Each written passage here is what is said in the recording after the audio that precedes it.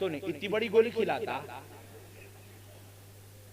जरा बोलो इतनी बड़ी गोली खिलाता, बोलो जिसका मुंह खोल के पूरी घुला के अंदर डाल दो, ऐसा मारता के अंदर गोली जाओ अंदर जाओ बोल के, ऐसा नहीं करता।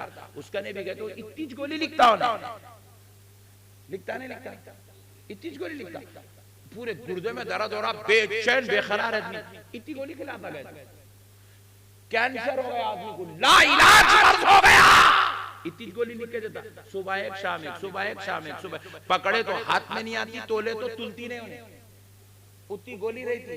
खाता आदमी 100 किलो का वजन है आदमी को, वो गोली संभाल रही। जरा गौर कीजिएगा मेरे प्यारे बुजुर्ग और दोस्तों, ये गोली किसने बनाया? जवाब मिला जी पुल्ला रेड्डी फार्मेसी ने। हमारे इंडिया में दक्कन में यही चलती, इसलिए बोल रहा हूं, यहाँ के नाम मेरे को नहीं मालूम। जी पुल्ला रेड्डी, रेड्डी की बनाई हुई गोली, रेड्डी के फार्मेसी में बनी। लिखा कौन? डॉक्टर लक्ष्मण। बेचना कौन? कुमार बाबू राव। खारा कौन? अब्दुल्ला।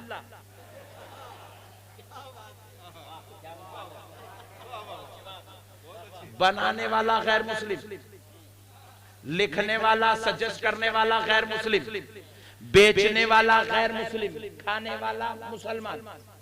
शिफा हुई, शिफा।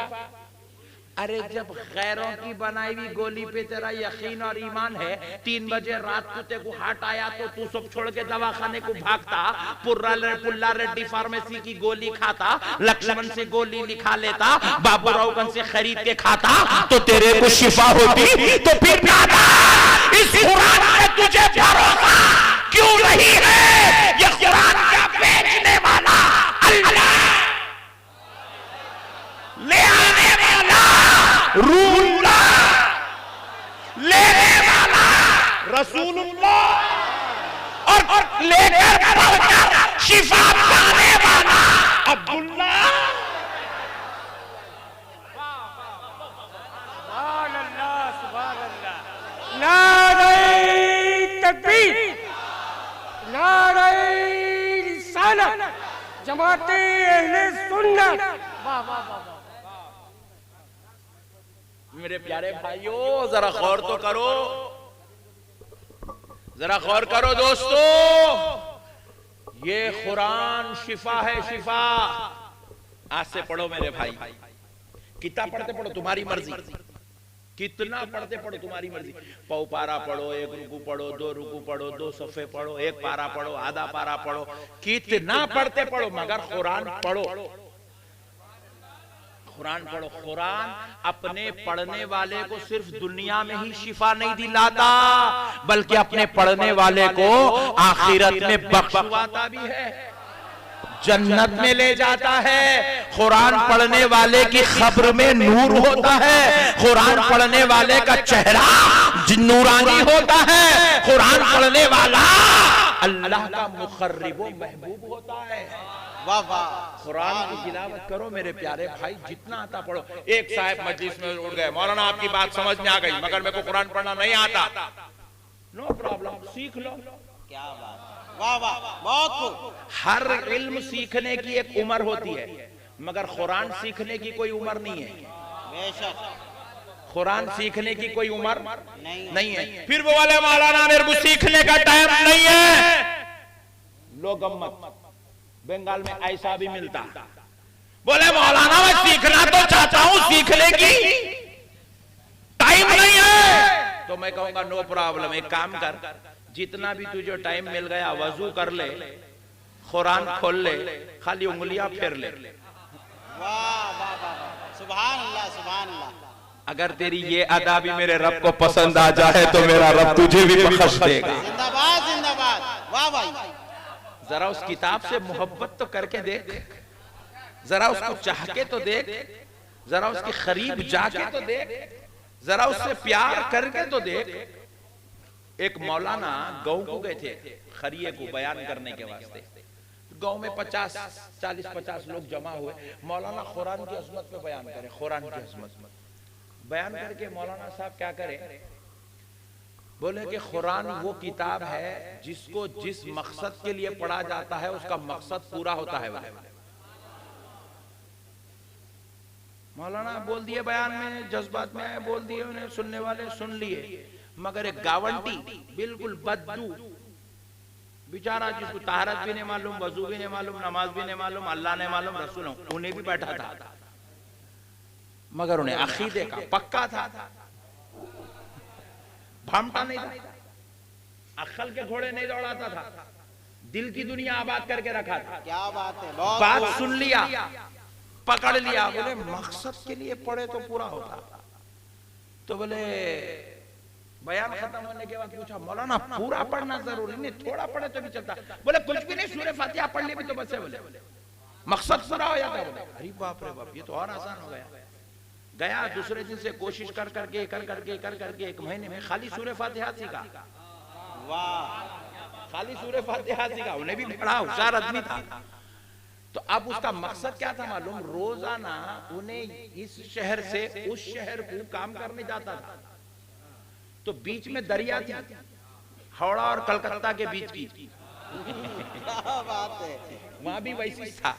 तो उन्हें रोजाना 2 अशरफी देके जाता था, तो कमाता था 6। 2 सफर में चले जाते थे, जाने एक आने एक। तो उन्हें बोला मेरा मकसद है ये 2 बचाना। वाह, मौलाना बोले जिस मकसद से कुरान पढ़े वो मकसद पूरा होता। बोले अपना मकसद है अशरफी बचाना।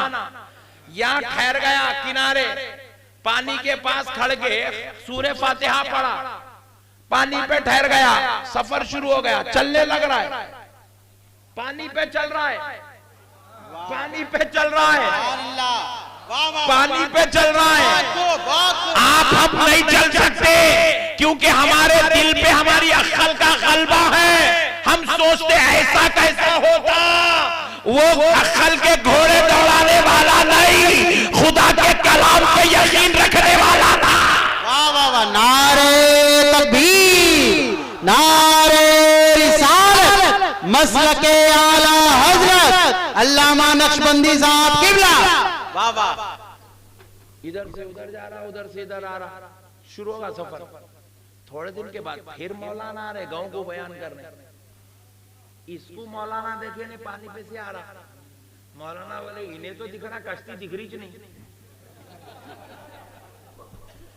परेशान हो गए। खरी बात तो देख रहे और गुरगुर के देख रहे, नीचे पत्ते है क्या, झाड़ है क्या, काई पे ठहर के आ रहा है, नहीं क्या तो भी कर रहा।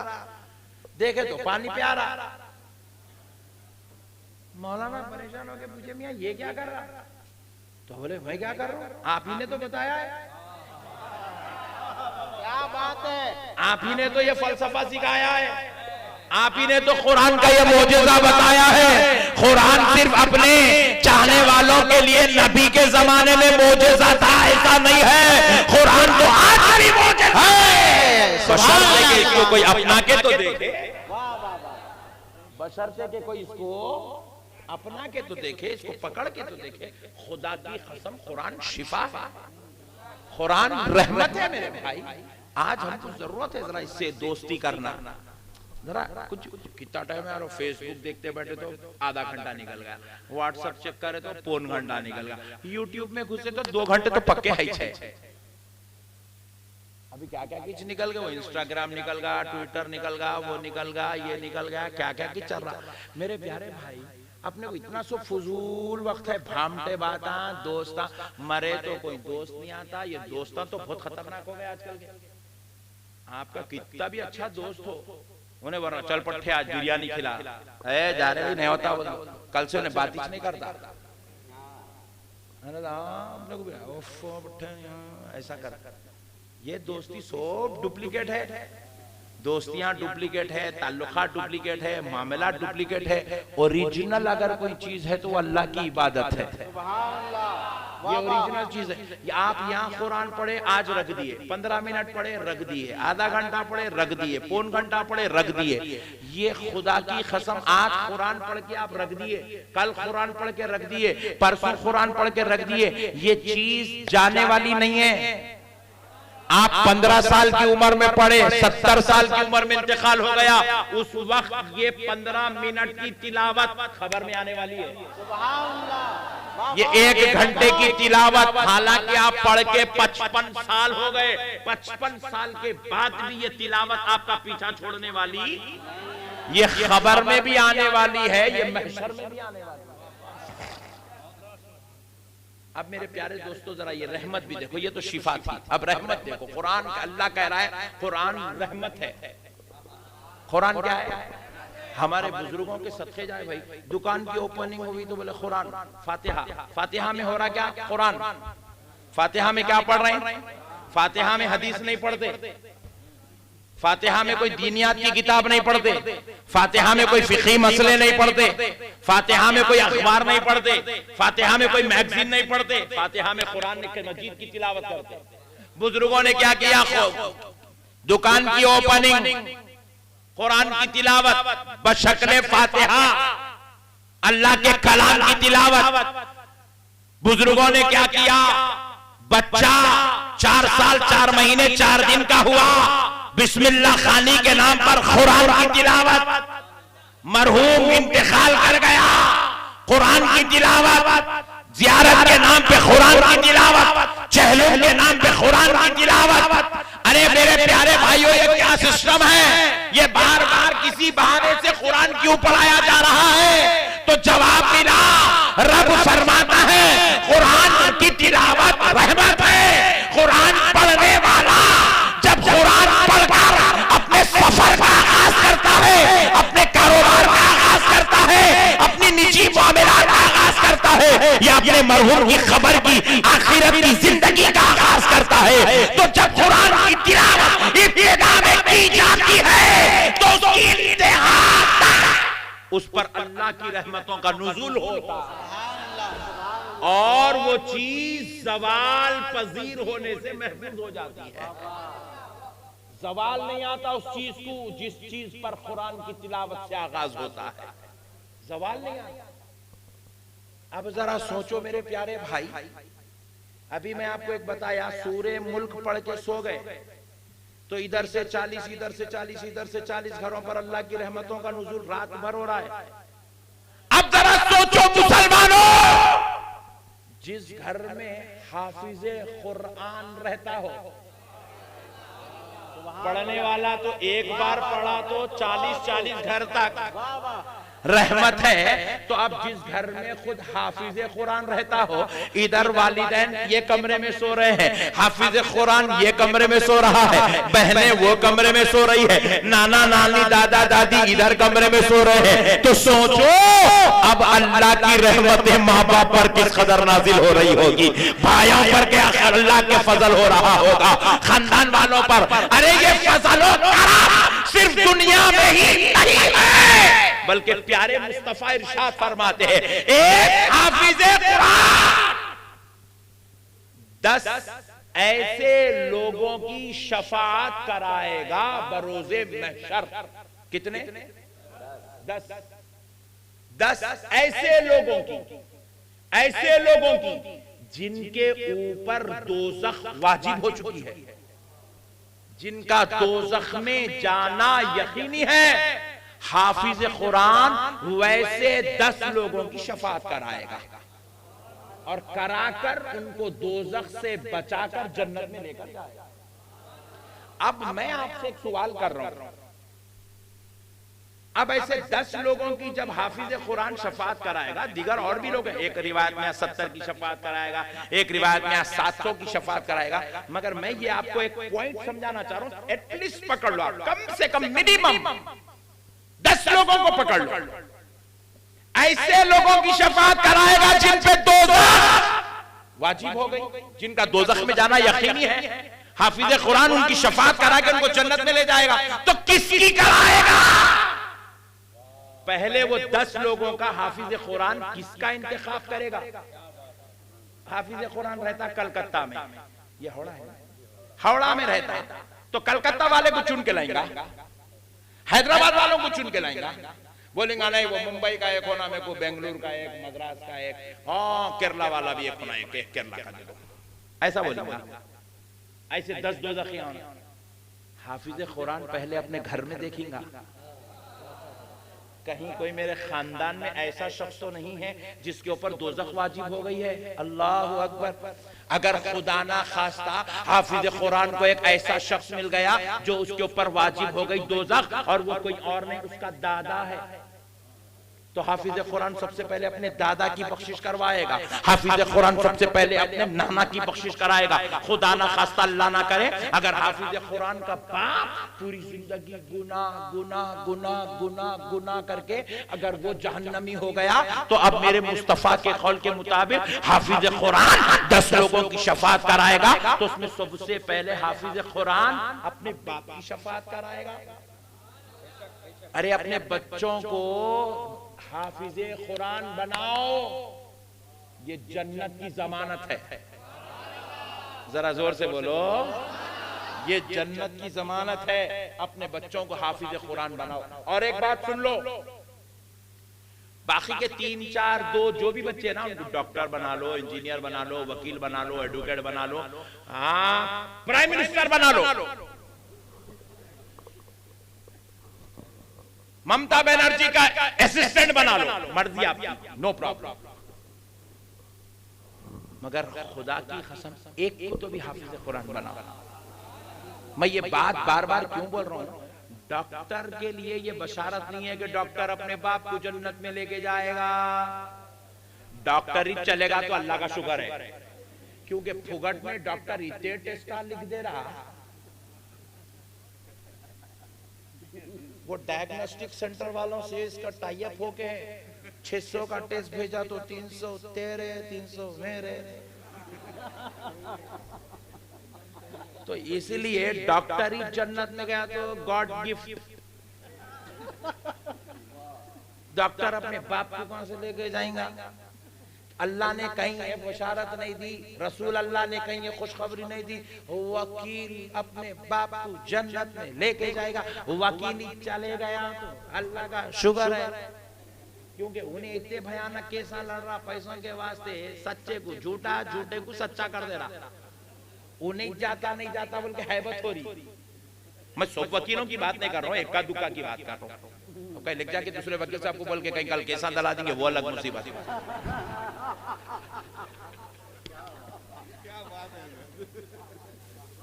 सबकी बात नहीं करो, इक्का दुक्का।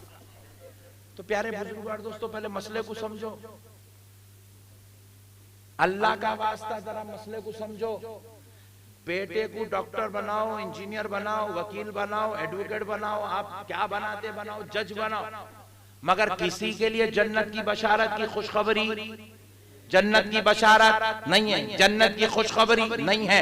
मगर सुनो खुदा की कसम, एक को हाफिज कुरान बनाओ, वो खुद भी जन्नत में जाएगा, अपने बाप को भी जन्नत में लेकर जाएगा, अपनी माजात को जन्नत में ले जाएगा, अपने दादा दादी को जन्नत में ले जाएगा, अपने नाना नानी को जन्नत में ले जाएगा, अपने भाइयों अपने बहनों को जन्नत में ले जाएगा।